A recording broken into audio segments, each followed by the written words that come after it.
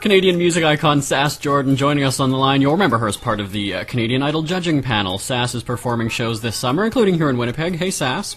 Hey, Jerry. You know, we're going to talk about your music and all of your long career in just a second, but I know that you've got thoughts about the music industry. Having been an artist for years, you've worked with everybody, you've toured with everybody, and that doesn't happen just by mistake, right? No. So, but I mean, obviously then you know what it was like back in the day and the way the music industry has changed in recent years. Of course, I'm talking about computers, voice modification, and it helps people sound decent, but is that being true to a natural artist, like from previous generations? What are your thoughts? That's the Twitter you were reading. Okay, now I get it. The thing is it's popular culture. Music is, part of popular culture, and it goes through trends and sounds like anything, like literature goes through, just went through the vampire trend, you know what I mean? Mm-hmm. Everything has its moment, and as far as auto-tuning, and I think that's what you're referring to, yeah. That was a sound that was used, actually it was originally used as a sound thing with that Cher song, do you remember? Believe, wasn't it? You believe in a light after love. Yeah. That song, yeah. Mm-hmm. And they were using it in that song more as almost like an instrument, like a real sound. It doesn't even sound like a voice per right. se.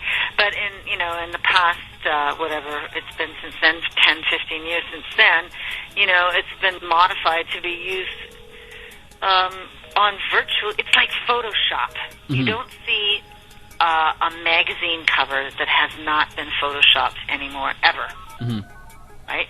And pretty much that seems to be the case in popular music in general. I personally am not a huge fan of it, as I think it does a disservice to the soul of a singer, and the soul in the sense that it makes everything sound homogenized, like homogenized milk. It takes away what makes a singer unique to me. Mm-hmm. And I think that's one of those things, though, is that we grow up listening to these people, or we watch their career grow, but then they're probably even just a better, as you're saying, like a true natural sort of that rootsy kind of soul in their sound. We don't get to hear that now because of the technology sometimes. Absolutely. Mm. So, I mean, I think it has its place. Right. I'm not a huge fan of it, like everywhere, constant. In fact, I hear it so much that I almost can't hear songs anymore. All I hear is that annoying sound of the auto-tune thing kicking in, and I just it makes my skin crawl. Yeah. Now, then that also kind of swings us to the whole reality show thing. Obviously, I mean, Canadian Idol's been off the air for a few years now, but since then, I mean, the growth and the popularity of these shows continues to just, I mean, it just gets bigger, especially in the United States. So, I mean, having been on one of those shows, as a judge, though, I mean, I don't know, because people are they being set up for false hope that they're all of a sudden going to be a star now, or have these shows been around long enough that we kind of just realize that that's not going to happen? Well, it has happened, though, on several occasions, quite a few occasions, right? The most recent of which you could even say is Carly Rae Jepsen, right? Who was a contestant on, and what I find really odd that they call that these competition or contest shows fall under the category of reality shows, because to me they're just like they're contest shows. It's like a contest as opposed to do you think Beat the Clock would have been called a reality show? No, it's called a game show. To me, like the Idol franchise and the what is it? What's the one with Christina Aguilera called? The Voice. Yeah, The Voice. They're contest shows, or maybe even game shows, right. Actually. So yeah. you're playing the game differently. But a reality show is more to me like a show I've never seen, but I assume that's what I would call a reality show. It's that Meet the Kardashians or whatever it's called. Right. Yeah, that's a reality show to me. Don't you think? I think, well, I mean, again, it's one of those things where when you've got camera crew, sound, audio, and all these people, how real can it be? Live. Well, that's... How real can it be? Right. Oh, Christ, they're definitely not reality. Oh, my goodness. Just by virtue of the fact that it's on film, it can't be reality anyway. Well, so, yeah, well, I mean, everybody acts a little bit differently when cameras are rolling, right? more or less, I would hope so. Yeah. All right, more with Sass Jordan right after this. Today's best music with Jeremy Bradley. Sass Jordan is joining us on the line. Sass, in the last segment we were talking about your long career, and, we don't see that very often these days. We hear the term one-hit wonder, and we were talking about reality shows, so I do have to know, and whether this is you giving advice to an aspiring performer or not, would you go on one of these, as we said, reality in quotation marks, would you go on a reality show? Would you use the internet? If you were just starting out today, what path would you take? What would you do? I don't think I'd be a musician. Okay, well, big help. Thank you. It lost its glamour in so many ways. When I was starting out, not everybody was one, and now everybody's that. Right. And there's been 50 million behind-the-scenes shows and this and that and the other thing. It's lost a lot of its fascination and glamour in a lot of ways.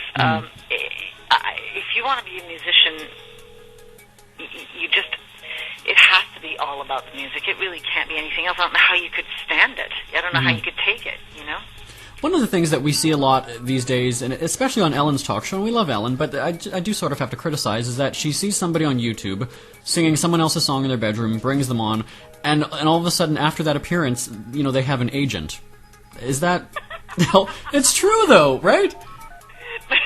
Yes, but it doesn't mean anything's going to happen. But, do you know what I mean? It's just like that's exactly what those idol shows are like. You're on television and everybody knows who you are for 8 weeks, and right. Now you've got an agent and everything, but it doesn't mean anything's ever going to transpire from it, It takes a lot more than that 8 weeks. And that's my point, especially when it's the young kids, is that helpful or hurtful? I mean, I guess it could be helpful at the beginning, but then if something doesn't happen right away in terms of fame or money, then they might get a little disappointed, because... And it usually doesn't. It usually does not, yes. Right, and so that's the thing now, is that, back to the advice that you might give somebody to get noticed, just, do as much as you can on YouTube. Honest to God, Jeremy, I can't give advice on that, and I've been asked that many, many, many, many, many times over the past 30 years, because all I know is what happened to me, and what happened to me will never happen to somebody else because it was me at that moment. Okay, so in terms of decisions or choices that you made in your career, what choices did you make that really, really helped you, or maybe sort of not hurt you, but maybe helped you improve on something? Is that a fair question?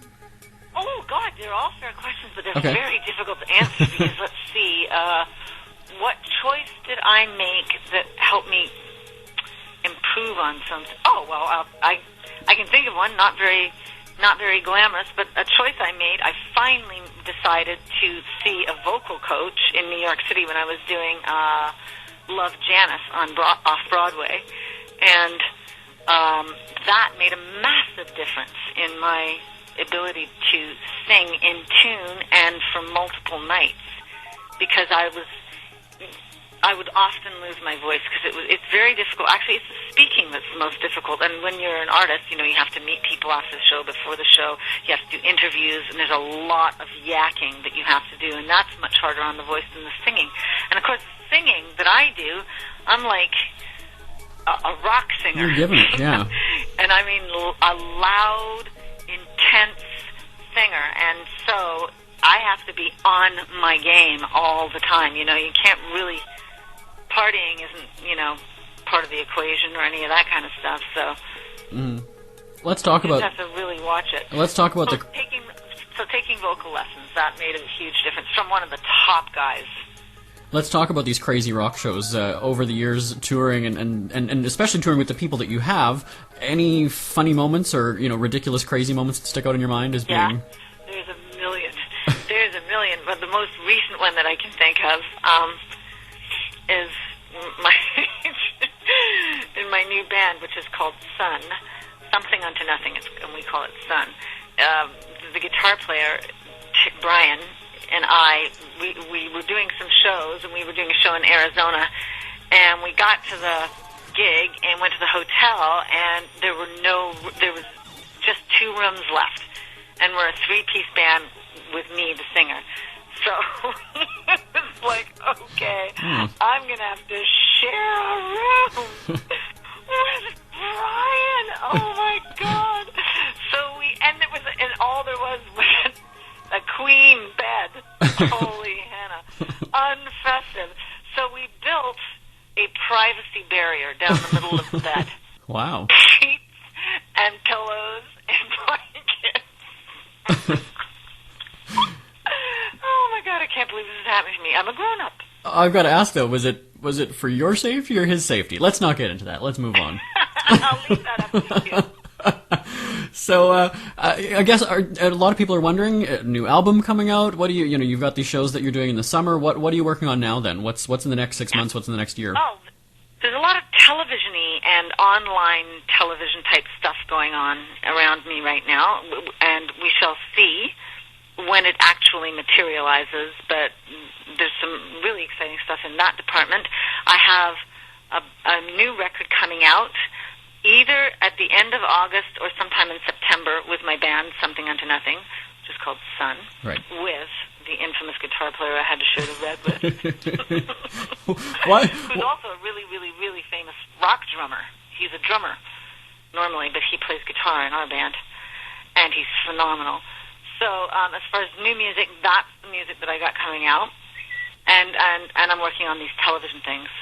I'm surprised that you haven't said that you're going to be appearing on Maury for the paternity test. Then that's not from your hotel incident. Maury, is that like a talk show? Maury, the talk show where they do the DNA tests and stuff. You never seen that? Yeah, I don't know that. All right, we'll do an office pool. I don't watch much TV, Jeremy. That's what I'm say. All I watch is science fiction, which other people call the news. True, very true. So with these projects and everything that's on the go, give us your Twitter, your Facebook. How can people follow what you're up to? On Twitter, I'm at Sass Jordan. Strangely enough, that's the name. Original. And then you've got a Facebook page. And Facebook, same thing. Yeah, just look it up. Yep. And as I mentioned, she's appearing actually not that far. Also, there's a Sun page too on Facebook. Sorry, I forgot about that. S.U.N. or Something Unto Nothing. Yeah. We'll look that up. So we're saying that she's performing at McPhillips Station Casino, not that far from the office here, on Saturday, July 7th. That's my mom's birthday, Sass. That's a sign. My goodness. Oh Better my. bring her. Okay. She'll be like, I don't want to listen to this loud music, Jeremy. Do you know what, though? She was a huge fan of Canadian Idol, so you know what? I might have to just hook Mom up with some tickets. Warn her that it's very loud rock. And you know what? She's a staple at the casino anyway, so there's a good chance she'll be there. Yeah. Well, maybe we'll see you on Saturday then. Thank you. That would be wonderful. All right. Well, great chatting with you, Sass Jordan. Thanks so much. Today's best music with Jeremy Bradley.